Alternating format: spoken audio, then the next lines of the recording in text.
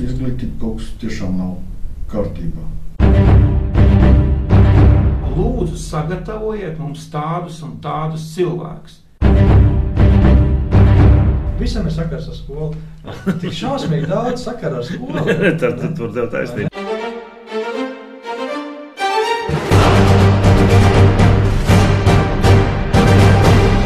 Es varbūt mazliet turpinot to Latvijas laiku, teiksim, skolas pieredzi un kā tas tagad. Arī ļoti sāpīgs jautājums, jo mēs redzam, kad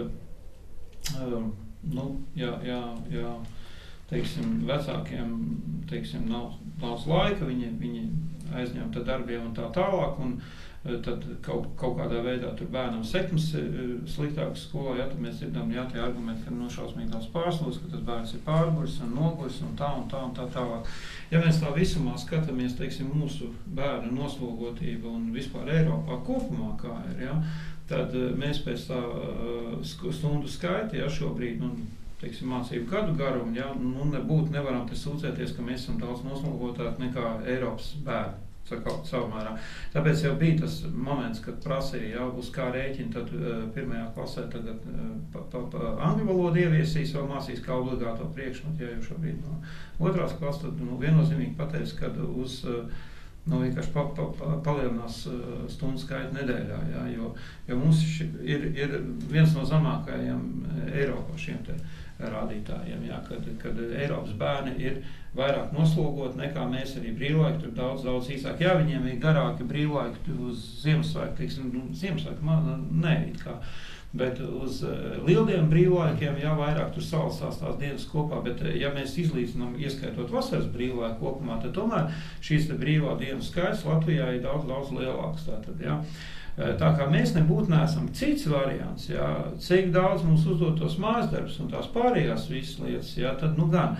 Un cik tie mājas darbi ir liederīgi, ko uzdod, jā. Ir, protams, nenoliedzam, kad priekšmeti un kur skolotāji, kas regulāri sako tam, kas notiek un šos te mājas darbus uzdod liederīgi un tos, ko tik tiešām tam bērnam vajag mācīties un arī pārbaudos mājas darbus, ir teiksim, piemēri, diemžēl, kur vispār mājas darbus neuzdod nekādus, jā, un ir piemēri, kur sadod neskaitām daudz, viņi nav liederīgi, un tas tāda pātera skaitīšana 150 gadu atpakaļ, jā, kam liederības koeficients nekāds nav. Drīzāk mums jāpārskata būtu tie resursi, jā, kas šobrīd jau varbūt netiek sevišķi liederīgi izmantot, jā, bet tāda pārslogotība nemaz, man liekas, tieši pretēji mums jāpadomā, ir kā mēs, es esmu viens no tiem, kas nesaskat to liederību 12 gadus, kad tur 19 gadu veciem bērniem vēl jāatrodas skolas solā, kad tā mācība programma ir optimizējama droši vien 11 gados mierīgi, ja mēs pārskatām tās programmas, kur tur atkārtojumā viela aiziet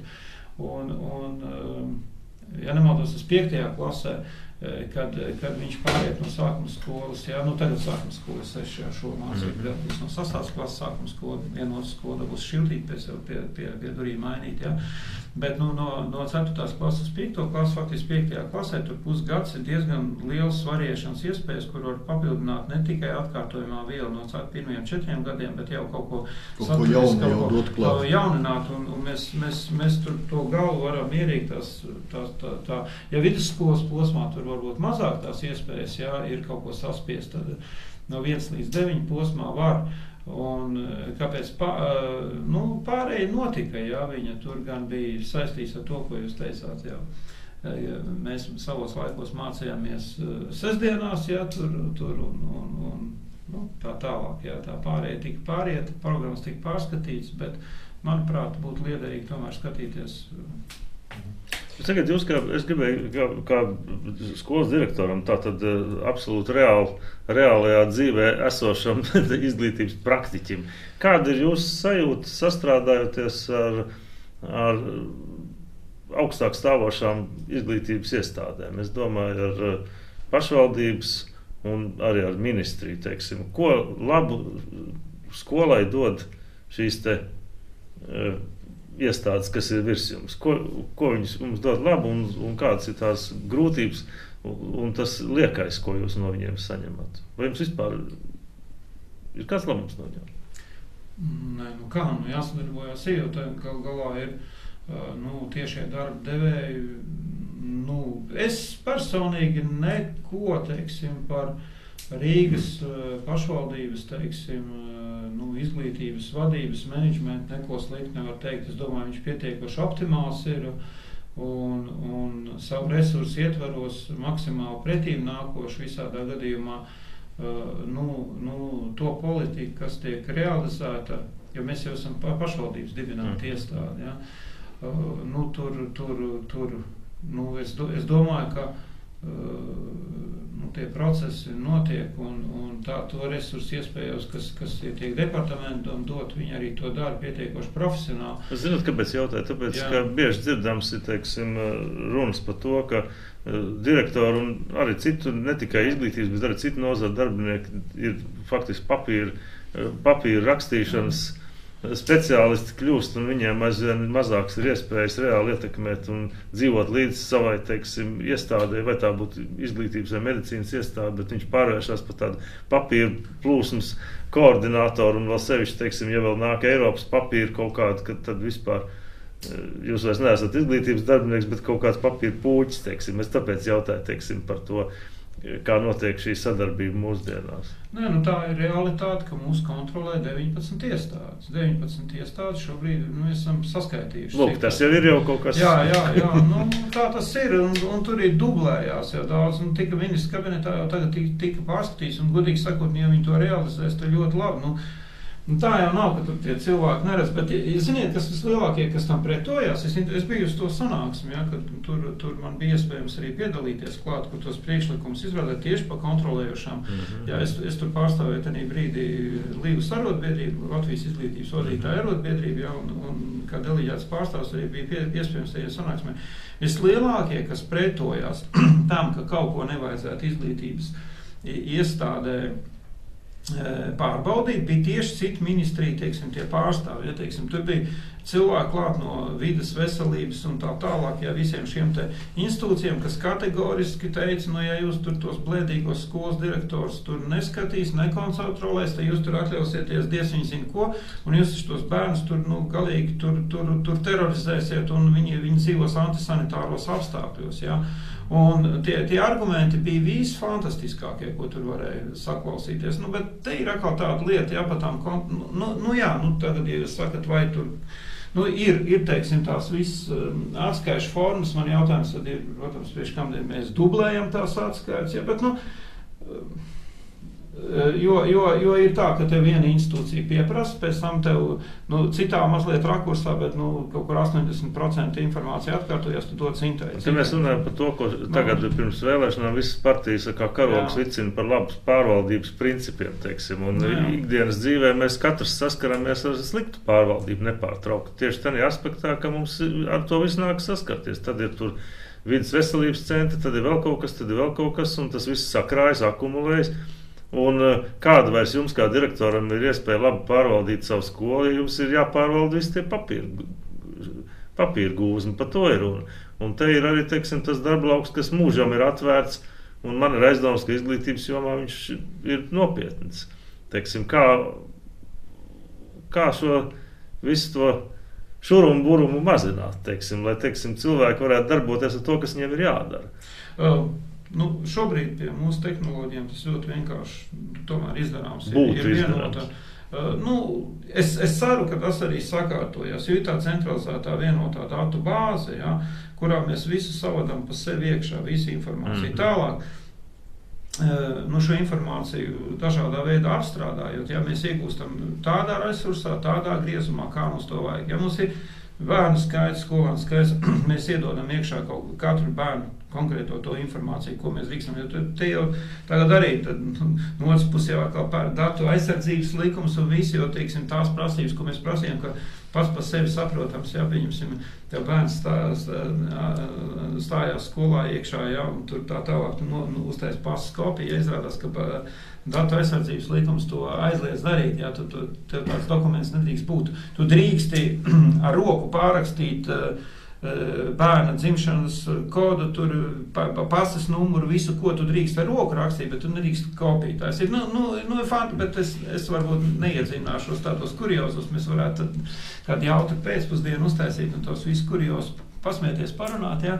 Bet ja šo informāciju tu ievad iekšā, tad tālāk, ja tu elektroniski vari visu sakot ar tarifikāciju, ja tu visu vari sakārtot, un te ļoti ātri tas viss sanāk, tu savad iekšā slodzes, savad mācību plāns iekšā un visu pārējo, ja?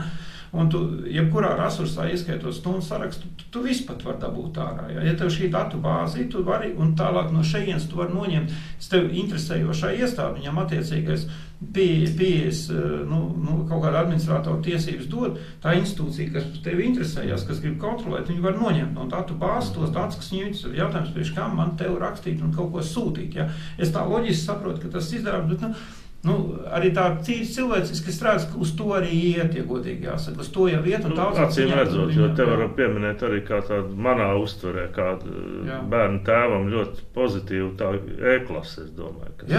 Tas ir viens burvīgs izgudrojums, jāsaka. Viņas funkcionē manā uztverē perfekti. Man liekas, ka tomēr Latvija neizmanto visas iespējas, ko viņi varētu bez šaubām. Ja mēs skatāmies kaut vai tās pašas elektroniskās datubāzes, vai Latvija piedalījās Latvijas izglītības ministrija Eiropas projektā Celebrate vai Calibrate, lielajos projektos. Mums nav nekāda iespēja iegūt informāciju, ja mēs nepiedalāmies tajos projektos. Mēs varbūt varam izveidot kaut kādu datubāzi šeit vietējo, vai ne, kura nav kompatibla ne ar ko pilnīgi, ja? Tur pat mācību objekti, ja kādos valsts mācību, latviski vai ne, pat netiek izmantot. Ja? Nav nekāda standarta, vai ne? Tas ir uz vietas kaut kādā veidā saražots, kas nav ilgtspējīgs, tas ir viens. Tas otrs, Latvija ir bezmazliet vienīgā no Eiropas Savienības valstīm, kas nepiedalās Eiropas skolu tīklā. Ja? Viņiem tas neinteresē. Ja? Viņiem liekas, labi, tur ir jāmaksā gada maksa, vai ne? Un tāpēc viņi saka, ka mēs to negribam. Bet tas, ka viņi ir vienīgā, kas to nedara un neatrod kaut kādus dažus 10,000 eiro, ja, lai tur piedalītos. Un tad piedalītos arī lielajos Eiropas komisijas projektos, kā es, piemēram, dažus nosaucu, vai ne? Un tā ir tiešām, tas ir tas, kas rūpējas par izglītības standartu Eiropā. Ja? Nekas cits nerūpējās. Vienīgā tāda jumta organizācija, kas ir izglītības ministrijām, ir Eiropas skolu tīkls. Ja? Latvija tur nepiedalās. Bet tā ir nav atsevišķa skolu problēma, tā ir izglītības ministrijas. Tur gan es gribētu Armandam pilnīgi piekrist attiecībā izglītības ministrija, bet par to jau viņi dabūjuši pārmetumu arī tas, ka viņi Eiropas šos te piedāvātos projektus un līdzfinansējumu, teiksim, naudu, viņi regulāri neapgūst, un rezultātā tā tiek atdot steidzamības kārtā nomenedžēt citām ministrijām, kas veiksmīgāk to dara, un diemžēl, ko viņi vienkārši miljoniem. Nemāk laikam. Bet izglītības ministrija ir veiksmīgi apgūst, es domāju, diezgan liels līdzeklis, lai ieriktētos otrā pusē Vaļņā, lai tur tādas divas mājas ir pilnas ar valsts izglītības satura aģentūru vai kaut kas tāds. Vai ne? Tur ir īrē telpas no privātu uzņēmējiem, es domāju, par milzu summām.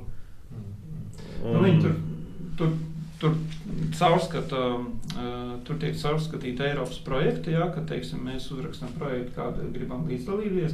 Viņi skatās, vai es esmu, teiksim, visus parametrus, pirmkārtām viņi vietējo nacionālo atlasu taisa, vai drīkst vispār izlaist cauri, un tad viņi skatās, pēc kādiem kritērijiem tur, es atbilstam. 50 kvadrātmetru lielos kabinetos, kur agrāk sēdēja Ventspils naftas pārstāvniecība.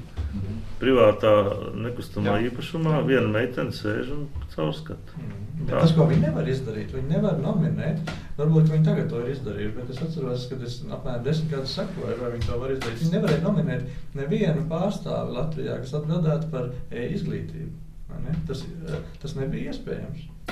Un tas ir tas, ja Eiropa prasa, nominējiet kādu vai ne, ar kur mēs varētu sadarboties, vai ne, par elektronisku izglītību. Latvijas izglītības ministrija to nebija spējīga izdarīt. Lai neizklausītos tā galīgi bēdīgi, varam teikt, ka mūsu izglītības ministrijai vēl ir plašs darba lauks priekšā. Tas darba lauks ir par 10 gadiem, tas ir nokavēts, vai ne? Un cik projekts tie ir, vai ne, kas ir pagājuši gadā?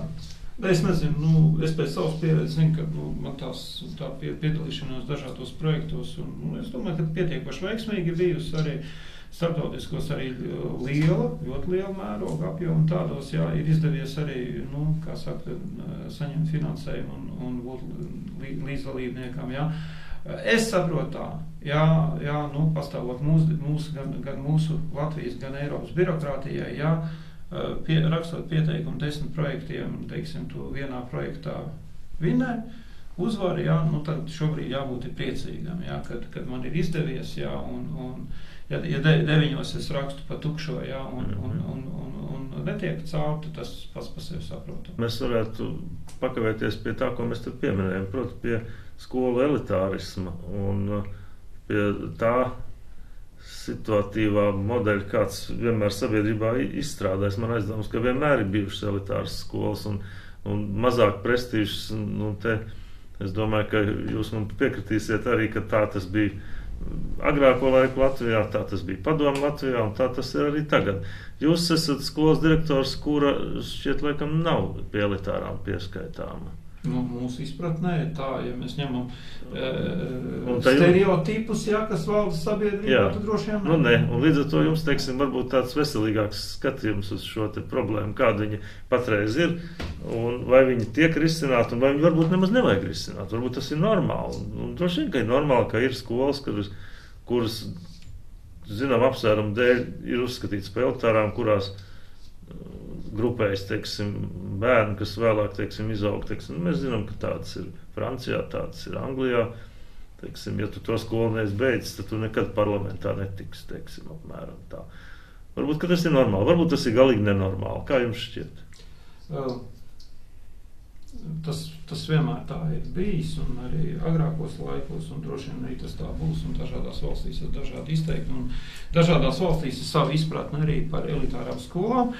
Ļoti lielā mērā, ja tas attiecās tikai uz izglītības kvalitāti, ko sniedz šī izglītības iestāde, un tas ir ļoti objektīvi, tad es to saprotu, jā, teiksim, jā, tas, es domāju, ka lielākai daļai mums būtu saprotams, ka tur kaut kādā brīdī parādās konkurence un kaut kādā veidā pēc savām interesēm, jā, ja viņi, teiksim, eksaktais virziens un ļoti spēcīgi šo eksakto dot, tad tur ir kaut kāda ģimnāzija, kas jau konkursu kārtā uzņem vērā, un pēc tam attiecīgi viņš arī ļoti, ļoti konkurētspējīgs ir pabeidzot šo izglītības iestādi. Ja tas tā ir, jā, tad tas ir viens. Otrs, kas ir, ja tas ir balstīts uz kaut kādiem stereotipiem, kas valda sabiedrībā, un kaut kādām, citi kritēriji valda, jā. Te jāsaka tā, ka, diemžēl mēs neesam arī izņēmus, arī mums sabiedrībā valda kaut kādi zināmi stereotipi, un tā skaitā arī izglītībā, jā.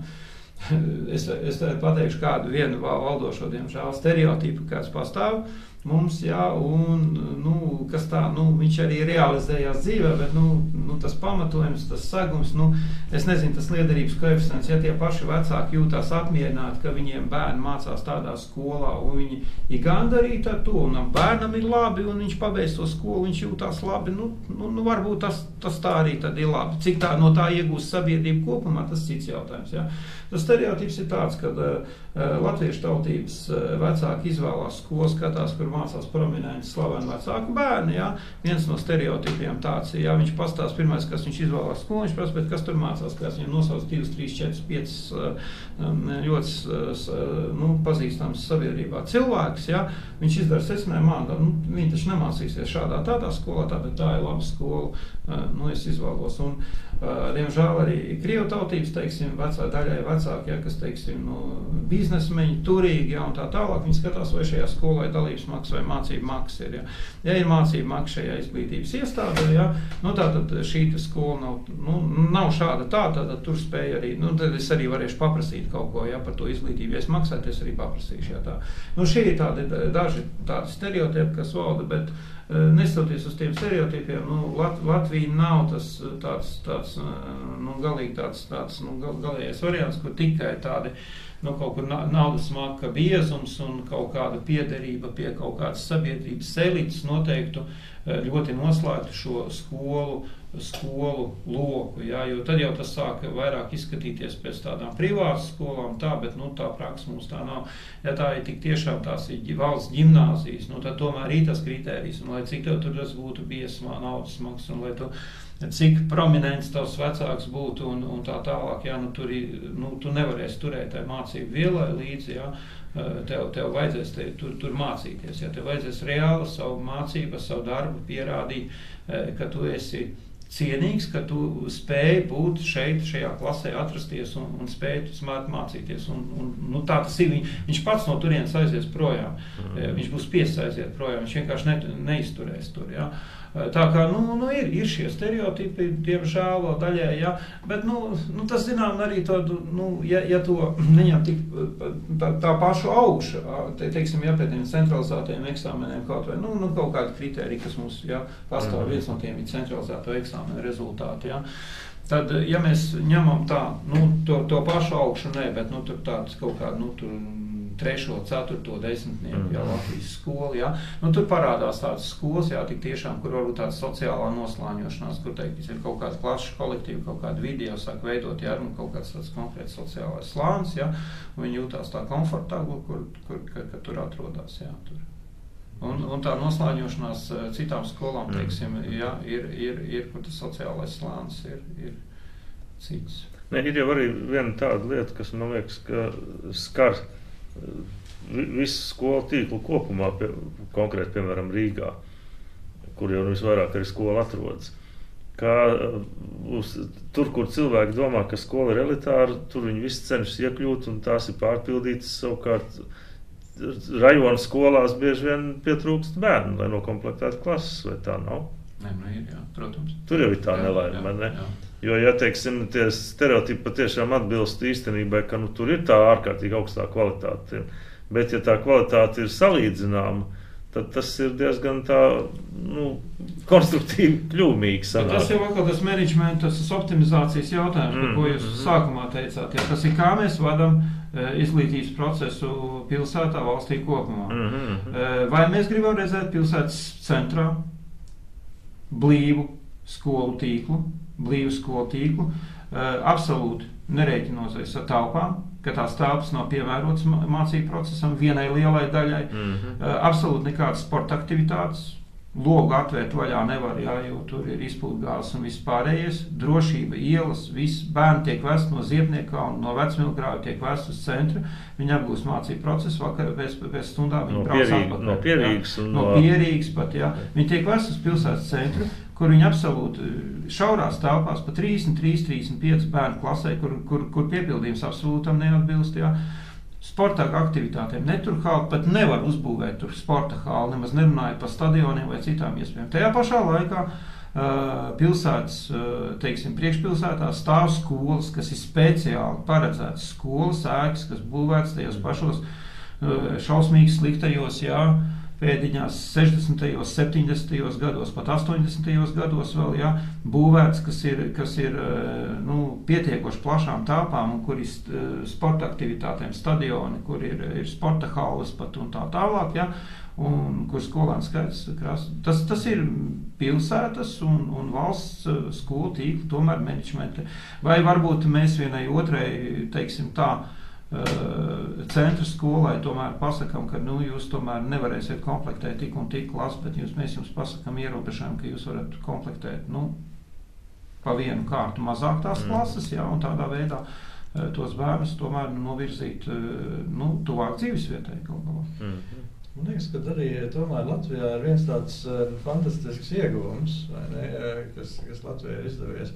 Jo, ja mēs paskatāmies Latvijas valdības, vai ne, visas tagad no 90. gadiem, vai ne, kas viņas ir vadījuši un kas ir bijuši, teiksim, arī Saeimas deputāti redzami, vai ne, bet arī valdības pārstāvi, viņi nav elitāri, viņi nav privāti skolnieki. Viņi ir galvenokārt valsts pirmās ģimnāzijas skolnieki, vai ne, kas ir beiguši valsts pirmā ģimnāzija.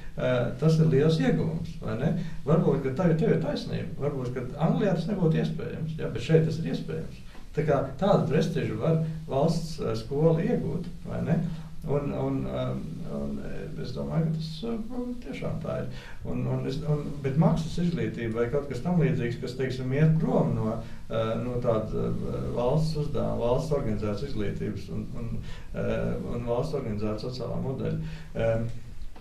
Tas, protams, kaut kādā nišas eksistencē var pastāvēt, un droši vien arī pastāv, vai ne? Bet es domāju, ka mēs nedrīkstam nekādā ziņā pazaudēt šo, kas ir mūsu liels iegūms, tas, ka valsts organizēta izglītība ir ļoti augstā līmenī. Ja? Tādā ziņā mēs to varam teikt, vai ne? Jo tās nav elitārās skolas. Un elitārās skolas ir varbūt tad, ja viņas piedāvā kaut ko tādu, ko valsts nepiedāvā, vai ne? Kaut kādu tādu mācību programmu. Tas drīkst būt, vai ne? Montessori sistēma, vai ne? Kas nevar būt visās valsts skolās, piemēram, vai ne? Vai Valdorfa sistēma, nevar pārnest uz visām valsts skolām, jā. Ok, tad tā ir maksas izglītība, vai ne? Bet katrā ziņā tas, kas Latvijā ir, es domāju, ka Latvija var lepoties ar to.